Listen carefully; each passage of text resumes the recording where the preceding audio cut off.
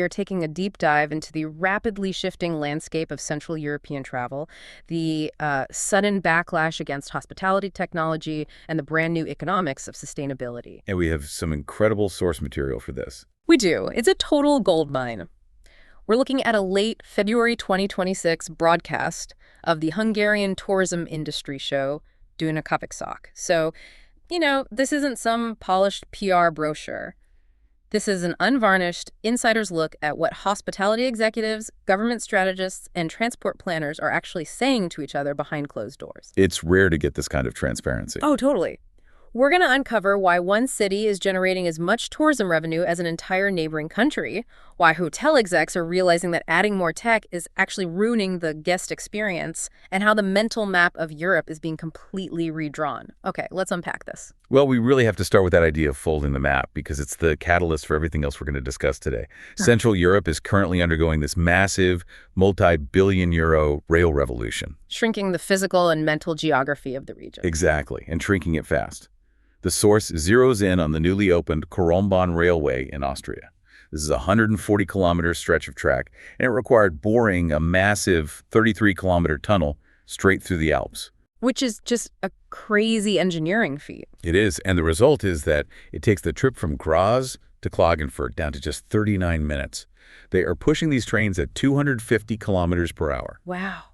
39 minutes. Yeah, and it doesn't stop there. By 2030, the Semmering Base Tunnel is going to cut the trip from Vienna all the way to Klagenfurt down to just 2.5 hours.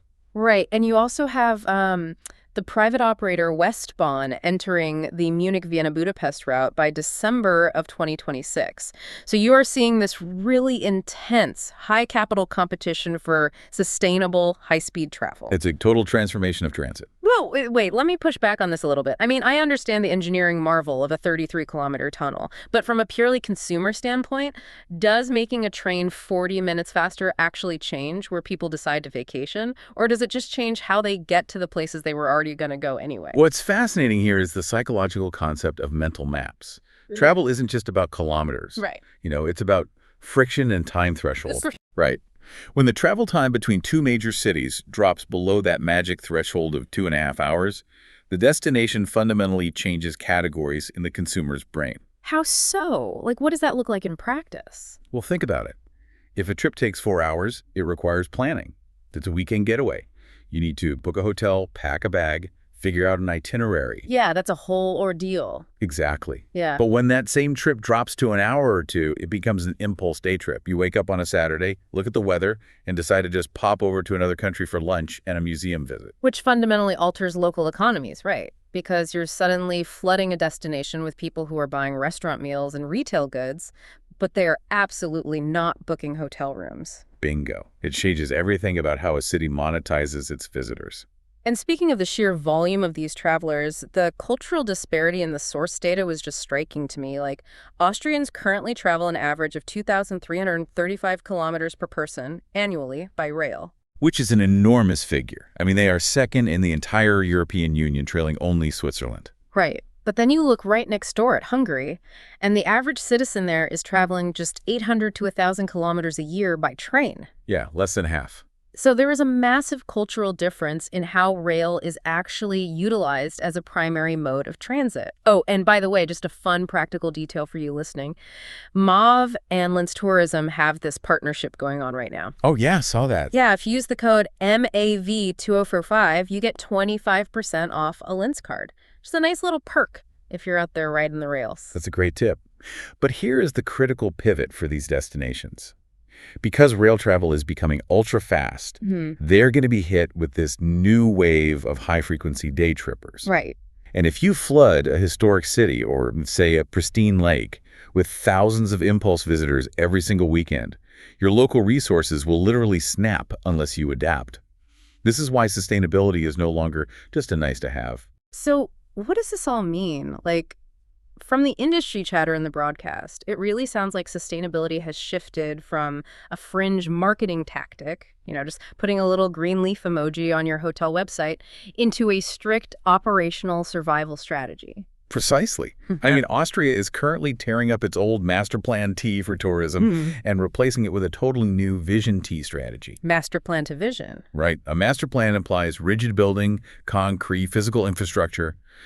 But a vision implies fluid resource management. And the entire foundation of Vision T is sustainability. They're looking at their biggest assets and realizing the math simply has to change. Take sea infrastructure, for example. Oh man, this stat completely shocked me. When you look at a massive ski resort, the giant mechanized lifts, the snow cannons pumping out artificial powder all night, the floodlights, you just assume it's an absolute environmental disaster. You'd think so, yeah. But the source notes that ski infrastructure energy use is actually remarkably low. It accounts for under 1% of the total energy used in the whole tourism sector. Exactly. The existential threat to the ski industry isn't their energy output at all. It's the changing climate making the snow completely unreliable. Right. They just can't bank on a guaranteed 4-month winter season anymore. And this has triggered a massive crisis that industry insiders are actually calling the reverse Balaton syndrome. I found this concept so fascinating. Let me try to explain the mechanics of it. So Lake Balaton in Hungary is historically a massive summer destination, right? And their long-standing economic problem, the Balaton syndrome, has been trying to figure out how to stretch a purely summer lake vacation into a 4-season attraction. Which is tough. Super tough. Like, how on earth do you convince tourists to visit a freezing lake in November? Right. And the reverse. The reverse is exactly what the Austrian ski regions are desperately dealing with right now. They have to stretch a winter destination into a summer one. But I mean, you can't just slap a "We're open" sign on a chairlift in July and expect people to show up. No, you definitely can't. The hotels are there, the restaurants are there, but the core product, the snow, is gone. So they are actively regrading ski trails for summer mountain biking. They're using the lifts for high-altitude hiking access and aggressively marketing to school groups for educational nature trips in the warmer months. And it is an incredibly difficult operational pivot to pull off. It really is. It's kind of like a restaurant that has only ever served breakfast, suddenly trying to figure out how to cook and serve a high-end dinner service. The tables are there, the kitchen is there, but the menu, the vibe, and the audience you are targeting have to completely change. That is a highly accurate way to look at it. And connecting back to Lake Balaton, they are getting incredibly clever about how they build completely new audiences for those off-seasons. Yeah, tell me about the test track. Right, so the source highlighted an autonomous vehicle test track located in Zalaegerszeg. It draws highly specialized engineering students, researchers, and tech professionals from all over Europe. Which usually has absolutely nothing to do with leisure tourism. Normally, no. But the new strategy is to actively bridge those highly technical, business-driven visits with tourism packages at nearby Lake Balaton. That makes so much sense. You had a captive audience of young, well-paid engineers coming for a test track, so you just build a seamless itinerary that pulls them over to the lake for the weekend. You don't have to convince them to fly to Hungary. They are already there. Exactly. And delivering more economic value using fewer resources is really the core of this. They are maximizing the infrastructure and the people that are already right in front of them.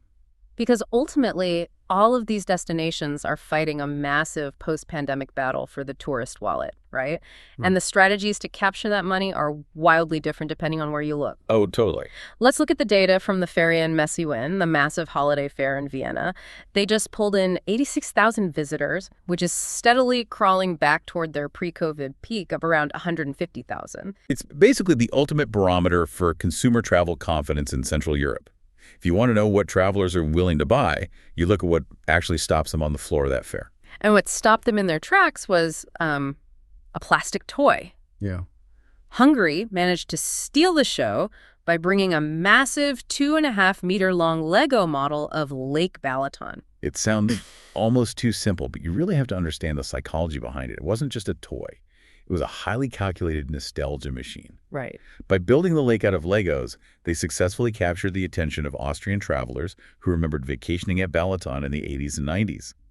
Families literally stopped in the aisles to point out the little plastic bricks where they used to camp. So it triggers this deeply emotional memory that a slick, overproduced video brochure on an iPad just can't achieve. Exactly. It converts nostalgia into actual bookings. And you see this pivot away from expensive traditional infrastructure elsewhere, too. Look at Slovakia's Trojanic, which is booming as a 2026 European capital of culture. Yeah, the source mentioned them. They aren't relying on pouring 50 million euros into a new concrete museum. They are investing heavily in network building, local volunteerism, and pop-up festivals. I want to pause on that because the phrase the source uses is software over hardware. Mm-hmm. How does a temporary festival actually replace physical infrastructure in an economic sense? Because volunteerism and community events act as social capital. A festival activates existing spaces, streets, cafes, public parks. You don't need a 10-year construction permit or a massive government loan to throw a world-class cultural event. You just need community buy-in. Exactly. It scales instantly, it brings in immediate revenue, and it heavily parallels what Westbahn successfully did recently with their own cultural capital status. And the data from the fair shows exactly who they are trying to attract with this software. Over 90% of Austrians plan to travel, with average budgets sitting around 2,300 euros. But the real prize, the demographic the industry calls the traditionalists. Right. These are travelers in their 70s and 80s. Yep. And the source notes they are planning to spend over 4,000 euros per trip. Furthermore, over 50% of them are explicitly willing to pay a premium for sustainable options. This raises an important question about the economics of premium pricing. Yeah. Because that is a highly lucrative but highly demanding demographic. They have the money and they want flawless execution. Okay, wait, hold on. Let's look at the financial data the source revealed regarding exactly this. I need you to explain the math to me here. Sure. The broadcast states that Vienna generated 1.5 billion euros in accommodation revenue in 2025. And they did that functioning with roughly 84,600 hotel beds. Meanwhile, the entirety of Hungary generated 1.6 billion euros. Right. And for context, Budapest, the main economic engine there, has a core capacity of around 50,000 hotel beds. So are you saying one single Austrian city is generating virtually the same accommodation revenue as an entire neighboring country? How is that economically possible? Are Vienna's hotels just wildly expensive? Basically, yes. But it comes down to yield management, average daily rate, and crucially, how a destination regulates its total inventory. It isn't just about having nice hotels. It's about protecting the pricing power of those hotels. By limiting competition. Specifically, by limiting unregulated competition. Vienna strictly caps its Airbnbs and short-term rentals. They have limited the market to around 8,000 short-term rentals, and they are maxed out at 3 months a year. Budapest, conversely, has around 12,000 active short-term rentals, operating much more freely. Oh, I see. So if you let unregulated short-term rentals just flood your city, it dilutes the market and drives the average daily rate down across the board. Exactly. By strictly capping Airbnbs, Vienna essentially forces that high-spending demographic, those traditionalists with 4,000 euros, to burn into high-density, high-service hotels. Right. The restricted supply creates compression. Exactly, which allows the hotels to charge a premium. Vienna is playing a very deliberate game of luxury and high yield, protecting its status as a premium destination. That makes perfect economic sense. But here is the catch. Capturing that 4,000 euro per trip demographic requires absolutely flawless service. If I am dropping that kind of money on a long weekend, I want absolute perfection. Of course. But according to the source, when we look at the internal discussions from the Hotco Hotel Investment Conference in Vienna, the hotel industry is currently making a massive, expensive mistake in how they actually try to deliver that service. Yes, the insights from Hotco were a massive wake-up call. The hospitality industry right now is essentially drowning in poorly implemented technology. Here's where it gets really interesting. The phrase that became the absolute mantra of that conference was, "Friction is the enemy of innovation." So true. Hotels are panic buying AI, they are installing contactless check-in kiosks, they're forcing guests to download proprietary apps just to order a club sandwich to their room. But the consensus from the executives is that if any of this tech adds a single step of confusion for the guest or requires extra data entry for the staff, it's not innovation. It is just noise. It is the ultimate trap of digitizing a bad process. I mean, if your traditional check-in process was clunky and annoying on paper, and you simply migrated onto a lobby iPad that constantly loses Wi-Fi or requires the guest to create 3 different passwords, you haven't fixed the process. You've just made it a faster bad process. Exactly. I was thinking about how to visualize this. It's like buying a bunch of random, super expensive car parts and just expecting them to magically form a Ferrari. Yeah. Or like putting 3 separate state-of-the-art biometric deadbolts on the door of a luxury hotel room. Sure, you've technically upgraded the security technology, but your VIP guest is now standing in a hallway for 10 minutes at midnight just trying to figure out how to get into their room to sleep. The tech created friction where there shouldn't be any. That is a brilliant way to frame it, and it completely misses the core philosophy of what hospitality actually is. The source drew a crucial, definitive line between a transaction and a connection. Explain the difference in this context. A transaction is a repetitive, predictable task. Booking the room, billing the credit card, generating the digital room key. Technology is fantastic at handling transactions. It should be invisible and instantaneous. Right. But a connection is human. It's personalized care, it's empathy, it's a concierge looking a guest in the eye and solving a unique problem that an algorithm just can't understand. But if the tech is broken, it ruins both. Exactly. If your front desk receptionist is staring at a monitor for 5 minutes, furiously clicking a mouse, trying to force 3 incompatible software systems to talk to each other, they're completely ignoring the guest standing right in front of them. The tech has essentially destroyed the human connection. And the agile hotel owners are finally realizing this. The takeaway from HotCo is that 2026 is all about flexibility and humility rather than ego-driven tech purchases. You don't buy the flashy AI software just so you can put out a press release saying you have it. And we really can't ignore the darker side of this tech trap, which the conference heavily highlighted, and that's cybersecurity.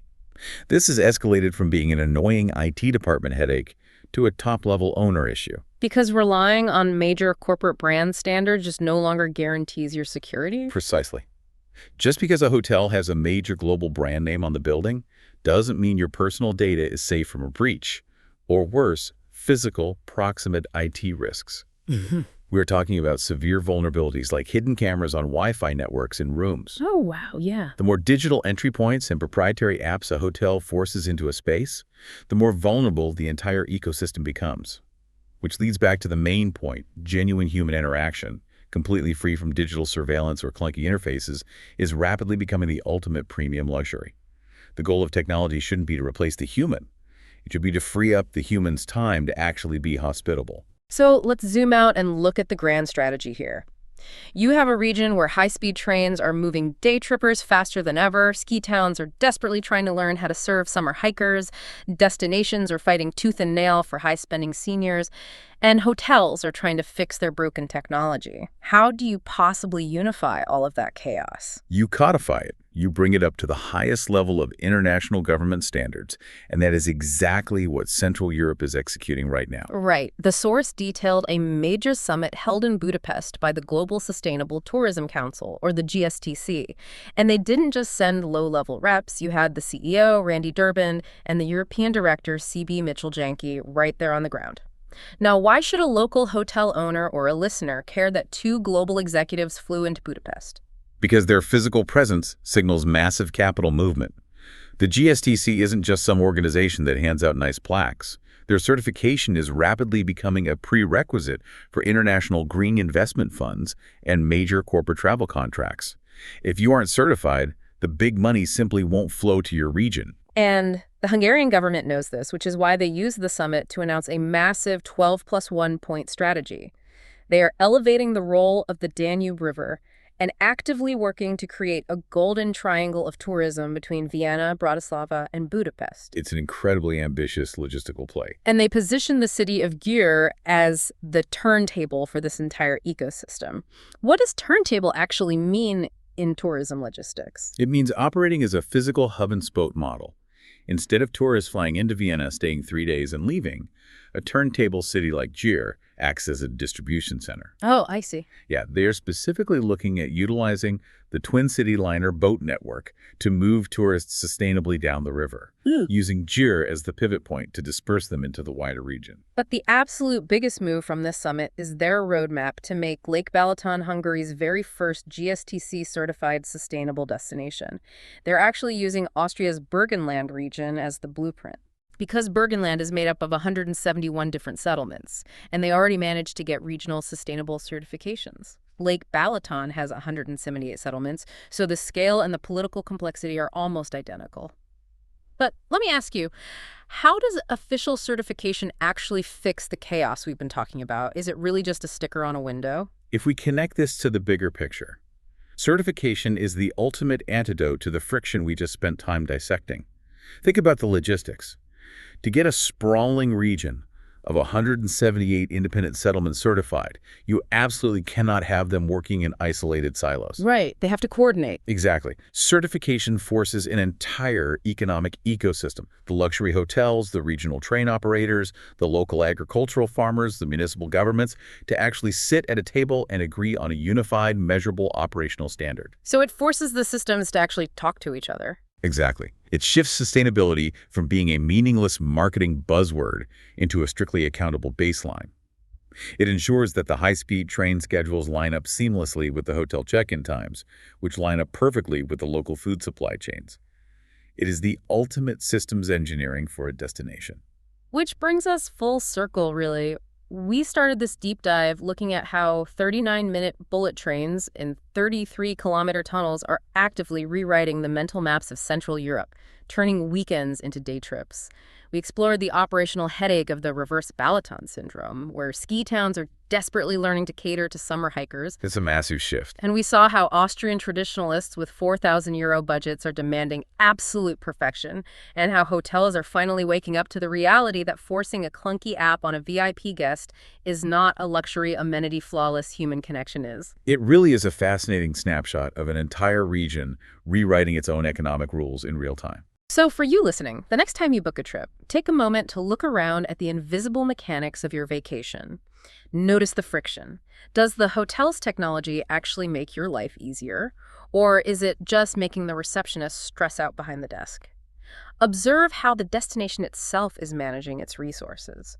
Are they naturally extending their seasons, or are they fighting a losing battle against the landscape?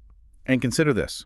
If the true future of travel is about removing friction, solving the tech trap, and maximizing genuine human connection, will the most sought-after, wildly expensive luxury vacations of the 2030s be the ones that feature absolutely zero visible technology at all? A place where the map goes back to just being a map, and you can finally truly disconnect. Something to think about.